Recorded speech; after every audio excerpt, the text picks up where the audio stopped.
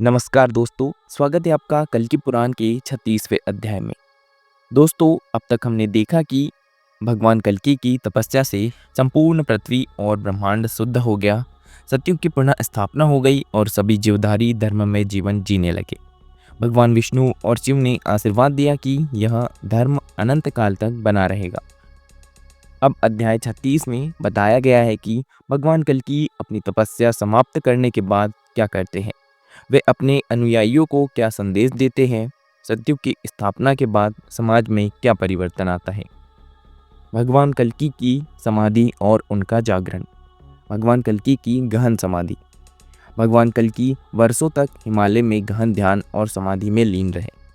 उनकी साधना इतनी शक्तिशाली थी कि चारों दिशाओं में दिव्य प्रकाश फैल गया। उनकी तपस्या से देवता, ऋषिमुनि और सिद्ध पुरुष सभी प्रभावित हुए। ऋषियों और देवताओं का आवाहन। ऋषि वशिष्ठ, महर्षि नारद और अन्य देवर्षि भगवान कल्कि के पास आते हैं और उनसे प्रार्थना करते हैं, हे भगवान, आपकी तपस्या ने संसार को शुद्ध कर दिया है। अब समय आ गया है कि आप अपने अनुयायियों को अंतिम उपदेश दें। भगवान ब्रह्मा, विष्णु और महेश भी प्रकट होते हैं और भगवान कल्कि को दर्शन देते हैं। भगवान कल्कि का अंतिम उपदेश। धर्म और भक्ति का महत्व। भगवान कल्कि अपने अनुयायियों को उपदेश देते हैं, हे मानव, सच्चा धर्म वही है जिसमें अहंकार, लोभ, क्रोध और मोह का नाश हो। केवल वही व्यक्ति सच्चा भक्त है जो प्रेम, करुणा और सेवा के मार्ग पर चलता है। सतयुग के नियम।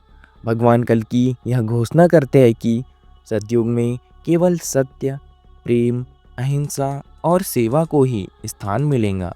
पाप, अधर्म और अन्याय के लिए कोई भी स्थान नहीं रहेगा। भगवान कल्कि का ब्रह्मलीन होना। भगवान का रूपांतरण।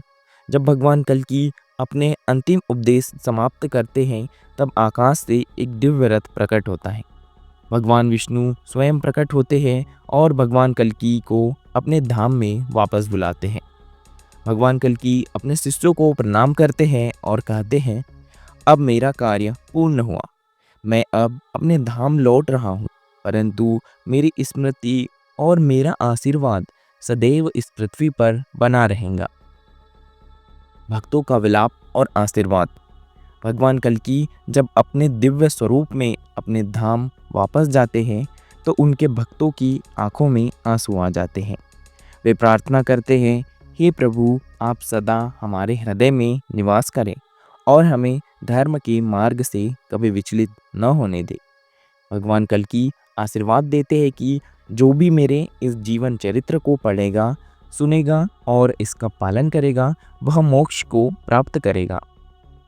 सतयुग की पूर्ण स्थापना और ब्रह्मांडीय शांति। समाज में दिव्यता का संचार। भगवान कल्कि के जाने के बाद संपूर्ण पृथ्वी पर धर्म, शांति और आनंद का संचार होता है। लोगों के जीवन में कोई भी भय, शोक या दुख नहीं बचता है।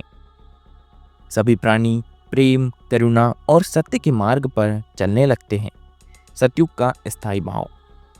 देवताओं द्वारा घोषणा की जाती है कि अब इस पृथ्वी पर पाप और अधर्म का कोई स्थान नहीं रहेगा।